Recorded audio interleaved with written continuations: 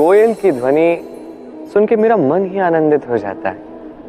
कोयल मुझे बड़ी ही प्रिय है। अब ऐसा ही एक और पक्षी है काक। एक है काक, एक है कोयल। इन दोनों में अधिक अंतर नहीं, किंतु कोयल की ध्वनि सुन के सबका मन प्रफुल्लित हो जाता है। कोयल समक्ष आती है तो मन शांत हो जाता है। वही काक समक्ष आता है तो व्यक्ति दूर जाने लगता है।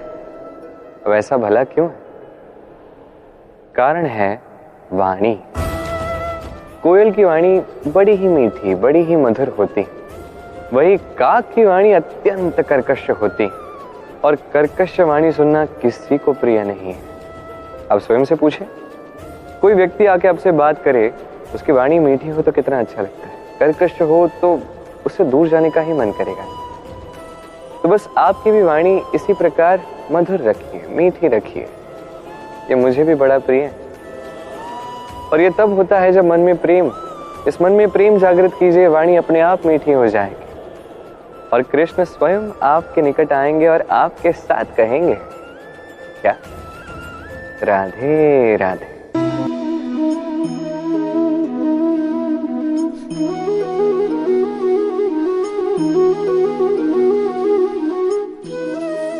जीवन का हर क्षण निर्णय का क्षण होता है। प्रत्येक पद पर दूसरे पद के विषय में कोई निर्णय करना ही पड़ता है, और निर्णय अपना प्रभाव छोड़ जाता है। आज किए गए निर्णय भविष्य में सुख अथवा दुख निर्मित करते हैं, ना केवल अपने लिए, अपने परिवार के लिए भी, आने वाली पीढ़ियों के लिए भी। जब कोई दुविधा सामने आती है तो मन व्याकुल हो जाता है, अनिश्चय से भर जाता है। निर्णय का वो क्षण युद्ध बन जाता है और मन बन जाता है युद्ध भूमि। अधिकतर निर्णय हम दुविधा का उपाय करने के लिए नहीं, केवल मन को शांत करने के लिए लेते हैं। पर क्या कोई दौड़ते हुए भोजन कर सकता है? नहीं। तो क्या युद्ध से जूझता हुआ मन कोई योग्य निर्णय ले पाएगा?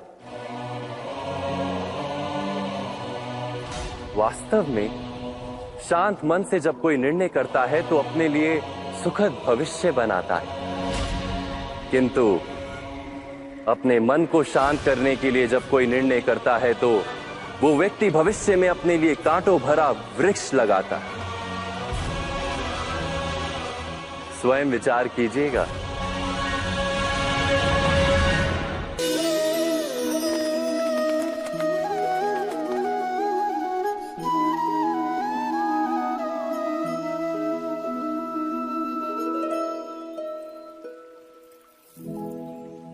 निर्णय के क्षण में हम सदा ही किसी अन्य के सुझाव, सूचना, मंत्रणा या परामर्श को आधार बनाते हैं, और हमारे भविष्य का आधार हमारे आज लिए गए निर्णय के ऊपर होता है।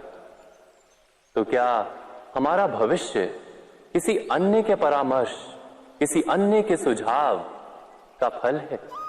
क्या हमारा संपूर्ण जीवन किसी अन्य की बुद्धि का परिणाम?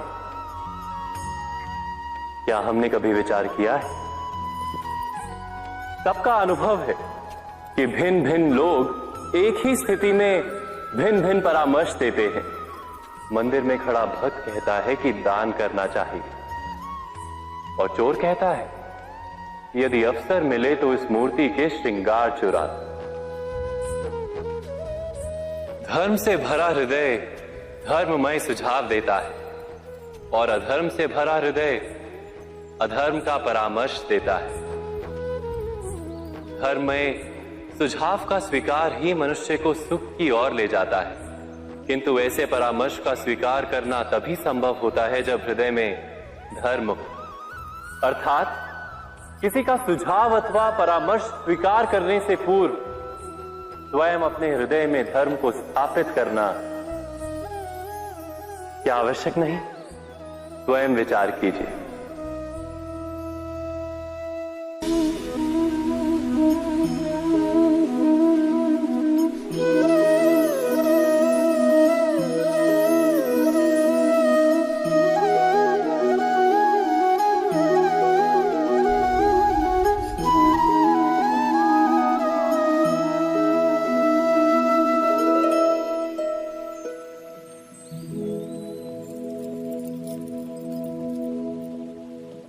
भविष्य के आधार पर सब आज का निर्णय लेना चाहते हैं।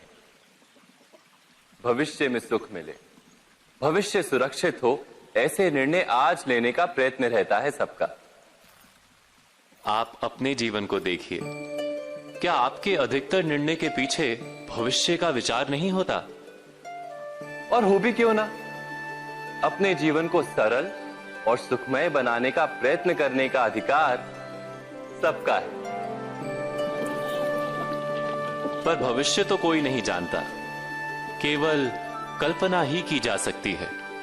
तो जीवन के सारे महत्वपूर्ण निर्णय कल्पनाओं के आधार पर ही करते हैं हम। क्या निर्णय करने का कोई तीसरा मार्ग हो सकता है? विचार कीजिए। सारे सुखों का आधार धर्म है और वो धर्म मनुष्य के हृदय में बसता है।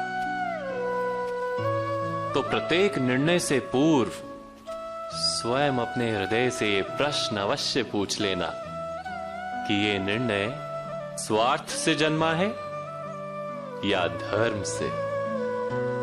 क्या इतना पर्याप्त नहीं? भविष्य के बदले धर्म का विचार करने से क्या भविष्य अधिक सुखपूर्ण नहीं होगा?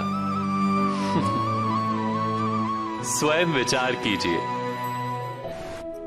एक संत थे, नाम था क्षम्य मुनि। सहायता और सहनशीलता को उन्होंने अपना धर्म बना रखा था। एक दिन वो नदी से नहाकर निकले तो एक बिच्छू को पानी में बहते पाया। उनके मन में आया कि इस बिच्छू की सहायता करनी चाहिए। उन्होंने बिच्छू को पकड़कर बहती जलधारा से बाहर निकालने के लिए हाथ लगाया ही था कि बिच्छू ने अपने स्वभाव और अपने धर्म के अनुसार डंक मारा।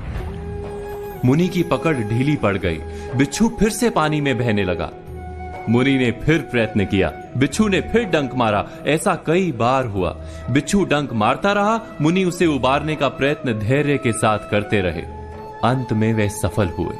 बिच्छू को जीवन दान देकर मुनि आश्रम की ओर जाने लगे। तब तट पर उपस्थित लोगों ने प्रश्न किया कि आपने उस डंक मारने वाले बिच्छू की प्राण रक्षा के लिए इतना कष्ट क्यों सहा? मरने देना था उसे। क्षम्य मुनि बोले, यदि बिच्छू अपने डंक मारने के धर्म का त्याग नहीं कर रहा तो मैं सहायता और सहनशीलता के अपने धर्म को कैसे त्याग दूं? अपने धर्म पर चलते हुए कष्ट सहना ही तो तप और जीवन है।